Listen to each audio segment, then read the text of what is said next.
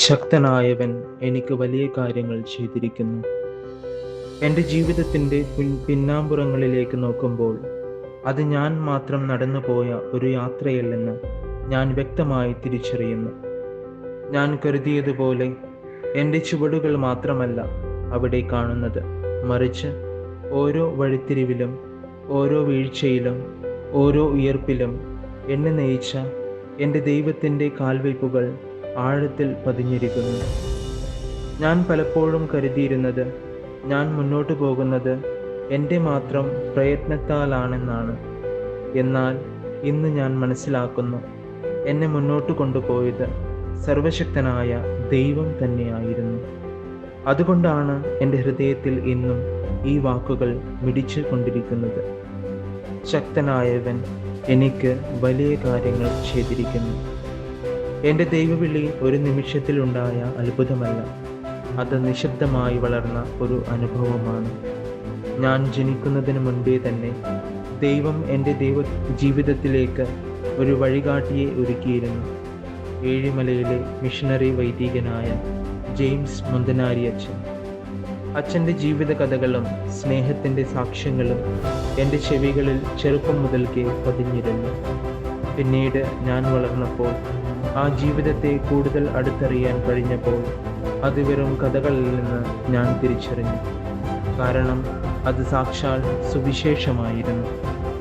ലാളിത്യത്തിൻ്റെയും ത്യാഗത്തിൻ്റെയും സേവനത്തിൻ്റെയും സുവിശേഷമായി മാറിയ അച്ഛൻ്റെ ജീവിതം എനിക്ക് ഒരു പ്രചോദനമായിരുന്നു. ദൈവജനത്തിനു വേണ്ടി തൻ്റെ ജീവിതം മുഴുവൻ സ്വയം സമർപ്പിച്ച ഒരു വ്യക്തി. അതാണ് എൻ്റെ ദൈവവിളിയുടെ ആരംഭം. കാലം കടന്നു പോയപ്പോൾ ഈ വിളിയുടെ വഴി എളുപ്പമല്ലെന്ന് ഞാൻ അനുഭവിച്ചു. ചിലപ്പോഴൊക്കെ ഞാൻ തളർന്നു, ചിലപ്പോൾ ഞാൻ സംശയിച്ചു, ചിലപ്പോൾ ഞാൻ തന്നെ എൻ്റെ യോഗ്യതയെ ചോദ്യം ചെയ്തു. എന്നാൽ ഓരോ തവണയും ഞാൻ തകർന്നു പോകാൻ പോകുമ്പോൾ എനിക്ക് വീണ്ടും ഉയർത്തെഴുന്നേൽക്കാൻ ഒരു അദൃശ്യ ശക്തി ലഭിച്ചു. അതെൻ്റെ ശക്തിയല്ലായിരുന്നു, എന്നിൽ പ്രവർത്തിച്ച ദൈവത്തിൻ്റെ കൃപയായിരുന്നു. ഈ യാത്രയിൽ ഞാൻ ഒരിക്കലും ഒറ്റയ്ക്കായിരുന്നില്ല. എൻ്റെ മാതാപിതാക്കളുടെ നിശബ്ദമായ പ്രാർത്ഥനകളും ഗുരുക്കന്മാരുടെ മാർഗനിർദ്ദേശങ്ങളും സുഹൃത്തുക്കളുടെ ഉറച്ച പിന്തുണയും എൻ്റെ സെമിനാരി ജീവിതത്തിൽ ഒരു താങ്ങും തണലുമായിരുന്നു. ദൈവം എനിക്കായൊരുക്കിയ വഴികളായിരുന്നു ഇവരെല്ലാവരും. ജീവിതത്തിലെ അനിശ്ചിതത്വങ്ങളും കുറവുകളും കടന്നു പോകുമ്പോൾ ദൈവം ഇവരിലൂടെയാണ് എന്നെ വീണ്ടും വീണ്ടും ഉറപ്പിച്ചു നിർത്തിയത്. പലപ്പോഴും ദൈവത്തിൻ്റെ സാന്നിധ്യം ഞാൻ അനുഭവിച്ചത് ഒരു പ്രാർത്ഥനയിലൂടെയോ, ഒരു വാക്കിലൂടെയോ, ഒരാളുടെ സ്നേഹത്തിലൂടെയോ ആയിരുന്നു. ഇന്ന് കർത്താവിൻ്റെ പരിശുദ്ധ അൾത്താരയിലേക്ക് ഞാൻ അടുക്കുമ്പോൾ എൻ്റെ ഉള്ളിൽ നിറയുന്നത് എല്ലാവരോടുമുള്ള കൃതജ്ഞതയാണ്.